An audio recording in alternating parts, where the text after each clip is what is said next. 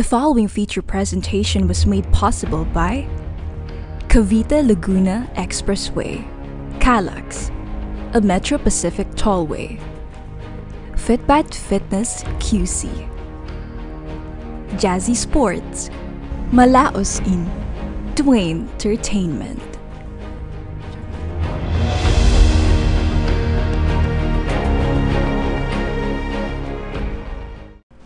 This is your Dwayne Entertainment Playpad.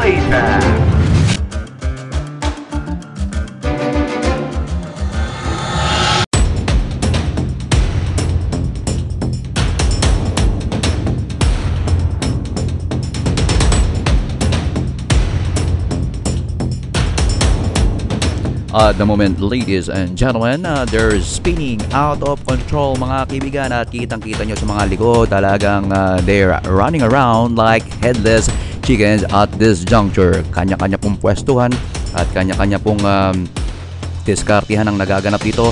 Medyo paikot at maghintay na lang po tayo. Medyo pababa na po itong kanilang tatahakin at titignan po natin ang mga daredevil dito kung sino po ang mangunguna dito sa pababang parte na ito. Dito sa may puting kahay-maya lang at may nauuna po dito mga kaibigan. Nasa harapan po mga kaibigan, nakaputi po siya at nakayuyuko at pikit matang umaabante at medyo napapaagwat ang kanyang kalamangan. Ito po ay si number 141, kung hindi ako magkakamali, si 141 po ito mga kaibigan. At and pride of Ungka Haro, Iloilo City, a member of One Team Iloilo Cycling Team, this is Yarmel Fernandez Harder, 17 years old.